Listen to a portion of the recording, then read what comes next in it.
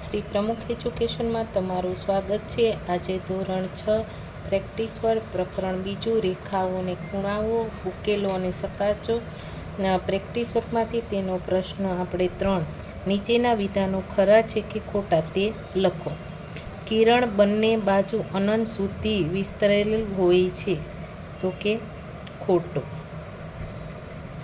આપેલ બે ભિન્ન બિંદુઓમાંથી અસંખ્ય રેખાઓ દોરી શકાય છે તો કે ખોટું। એક રેખાખંડને બે અત્યંત બિંદુઓ હોય છે તો કે ખરું। બે લંબ રેખાઓ વચ્ચે પ્રતિબિંબ કોણ બને છે તો કે ખોટું। ગુરુકોણનું માપ કાટકોણ કરતાં મોટું હોય છે તો કે સાચું। સરળ કોણ ગુરુકોણ કરતાં મોટો હોય છે તો કે સાચું। જો કાગળ પરના એક ખૂણાની ભુજાઓની લંબાઈ વધારવામાં આવે તો ખૂણાનું માપ પણ વધે છે તો કે ખોટું। જો પાસેના બે ખૂણાઓનું માપ સમાન હોય તો દરેક ખૂણાનું માપ 90° હશે તો કે ખોટું।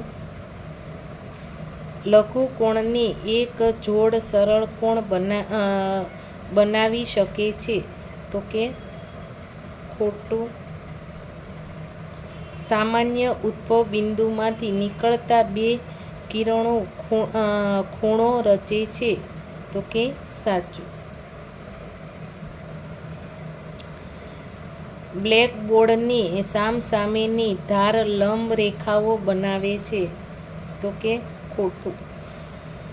ઘડિયાળમાં 10 વાગે કાંટાઓ વચ્ચે બનતા ખૂણાનું માપ 90° છે તો કે ખોટું। ઘડિયાળમાં 6 વાગે સરળ કોણ બને છે સાચું। પશ્ચિમ અને ઉત્તર દિશા વચ્ચે કાટખૂણો બને છે સાચું। બિંદુઓ x, y અને z એક રેખા પર આવેલા છે। જો yz બરાબર 12 સેમી, yx બરાબર 8 સેમી અને xz બરાબર 4 સેમી હોય તો બિંદુઓ y એ બિંદુઓ x અને z ની વચ્ચે છે તો કે ખોટું।